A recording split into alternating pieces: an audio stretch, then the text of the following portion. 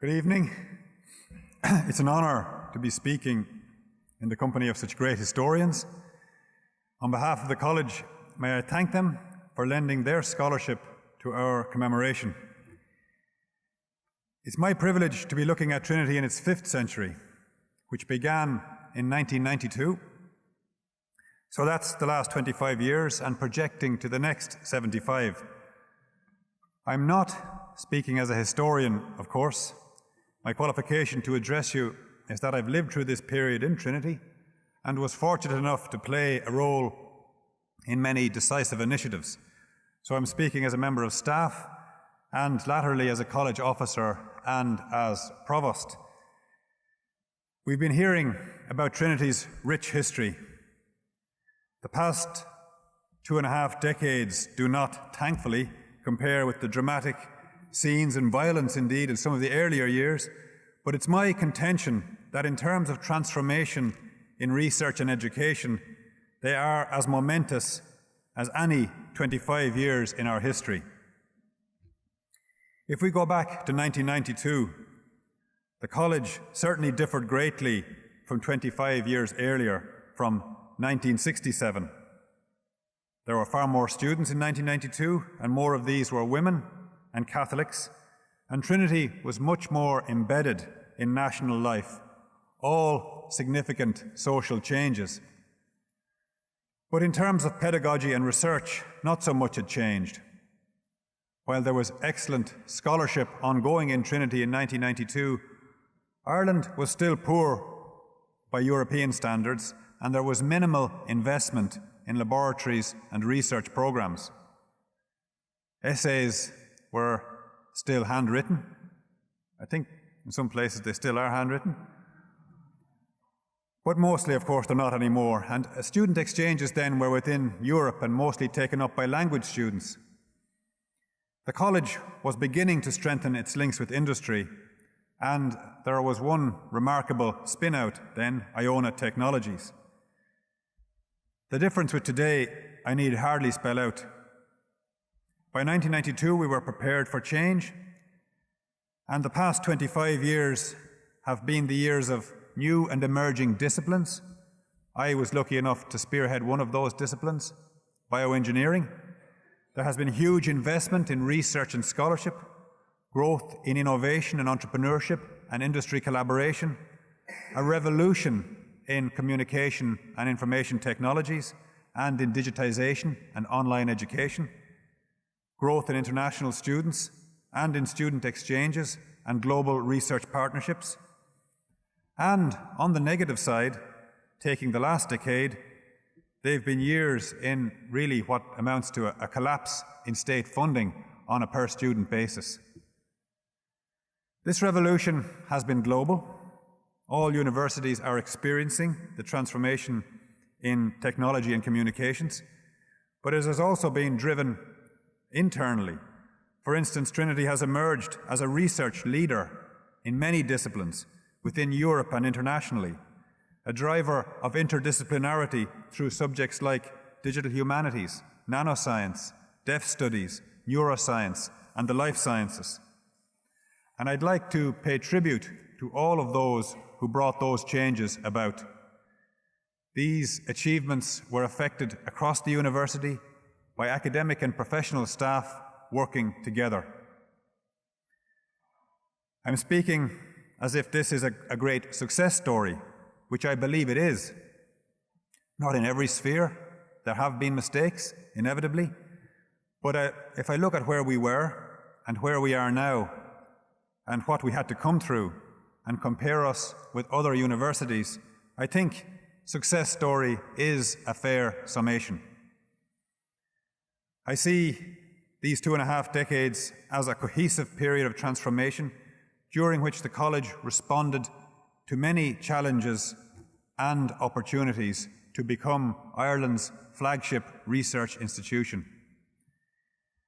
You can see the last 25 years actually as a tale of two halves, the Celtic Tiger and the downturn. Maybe if I were giving this talk a few years ago, that's how I'd see it. But happily, the country is in a better place now, and we have a perspective.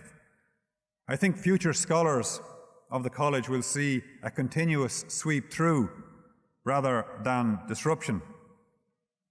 I say this because the exciting developments of the 1990s, the emergence of new compound disciplines, the huge investment in research through national and EU programs, the establishment of the Trinity Access Programme, industry collaboration, and the pedagogical use of technology, all these developments were continued right through the downturn. We could have responded to the downturn with panic and austerity, ramping up student numbers perhaps to generate revenue, or hunkering down around a limited number of research programs. But we choose not to sacrifice quality or plurality. We scaled up ambition. Specifically, during the downturn, we focused on two areas which have proved crucial: our global relations activities and our commercial revenue activities, including industry collaborations, spin-outs, and philanthropy. Our success with these means that we're well positioned to adapt to the global phenomenon of decreasing state investment in higher education. The major legacy of the recent economic downturn is perhaps that it focused our determination on the importance of having control of our own revenues. To further this, we have created a Provost's Council, which provides an external leadership group for the university.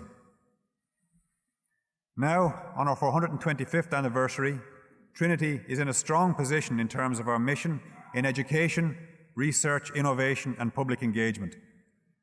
I won't go through all the recent successes. I think they're familiar enough to most of you. My thanks again to colleagues for their endeavours and to friends and alumni who responded to our call for support. From this position of cautious optimism, projecting onwards, how do I think things will develop for the rest of the 5th century? What will the college look like for the quincentenary celebrations in 2092? Well, if we've learnt anything from this evening, it's that there's no answering that. In 1912, no one foresaw what was around the corner, let alone what the next decade would bring. And back in 1992, did we see all that was coming to pass? Not the half of it. The ongoing technology revolution means that the pace of change is exhilarating, though also potentially alarming.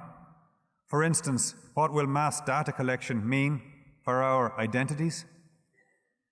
Add to this global challenges like climate change, inequality, migration, shortage of energy or raw materials.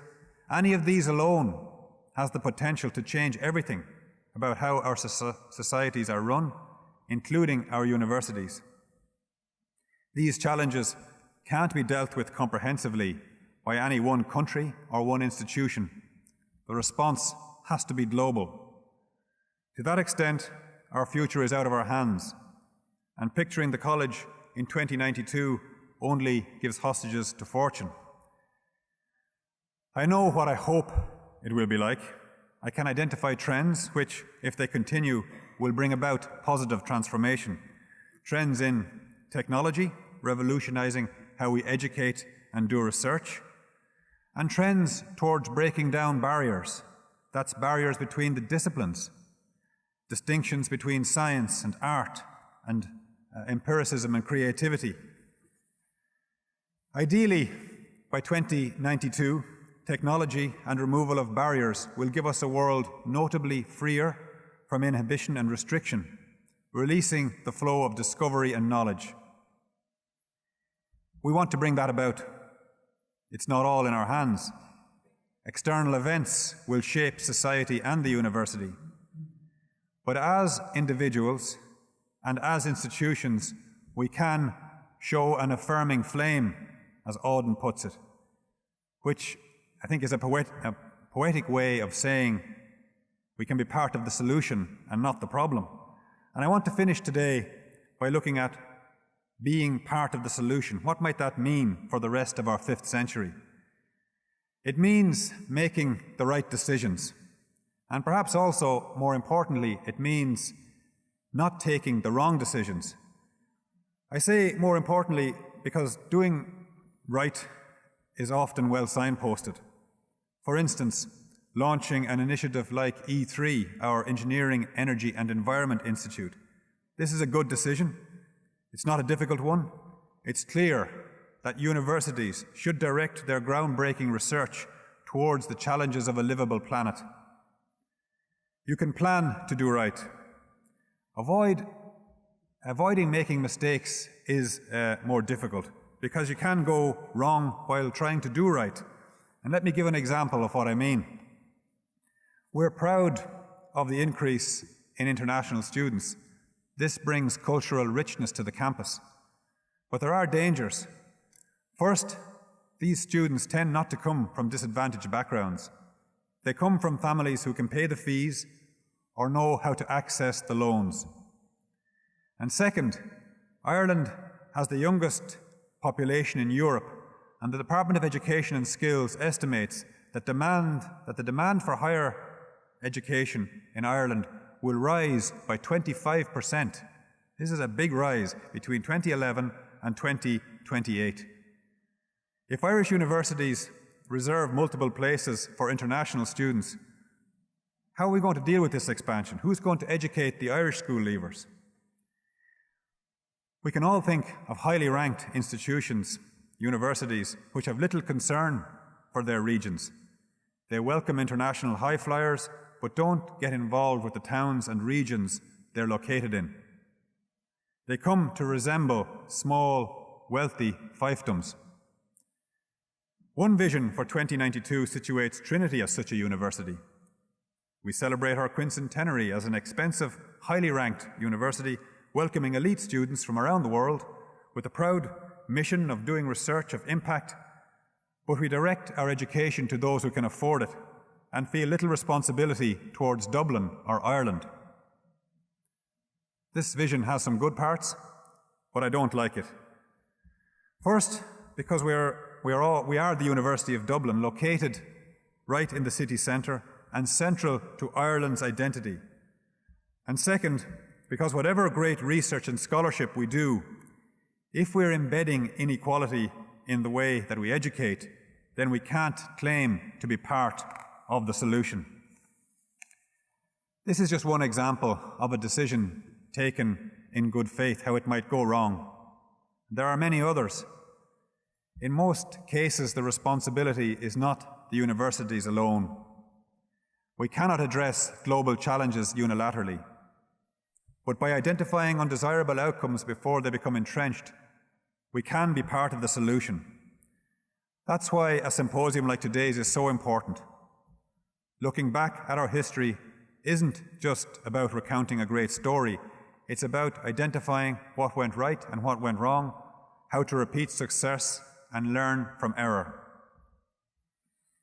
I think the key to getting it right is to adhere to our values. They are our compass and our steer. Considering all decisions in the light of our values will help us to prevent going places we don't want to go.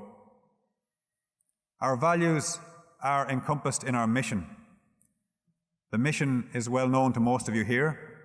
It incorporates independence of thought, a diverse student community and a transformative student experience, research at the frontiers of disciplines, making a catalyzing impact on local innovation and on addressing global challenges, and fearlessly advocating the cause of a pluralistic, just, and sustainable society.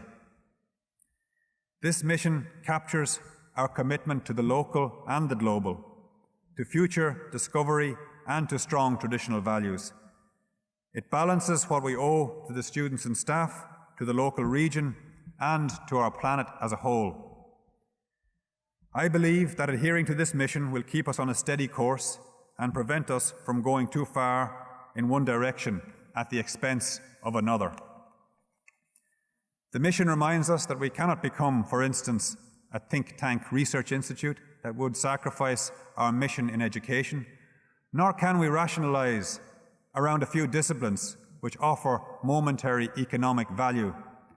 That would be to sacrifice our mission in diversity and pluralism. Trinity has flourished through the centuries because we have been resilient and flexible while holding on to a firm sense of mission and a sense of place. This remains our way forward. I will close with Edmund Burke's great words on society. I hope no one thought I was going to get through this address without quoting Edmund Burke. He is talking about society, but since a great research university is a kind of micro-society and certainly a community, this captures, I think, our mission in plurality and our kinship with the past, our sense of drawing strength from our history to lead us to the future university that we seek. It is a partnership in all science, a partnership in all art, a partnership in every virtue and in all perfection. As the ends of such a partnership cannot be obtained in many generations, it becomes a partnership not only between those who are living, but between those who are living and those who are dead and those who are to be born. Thank you very much.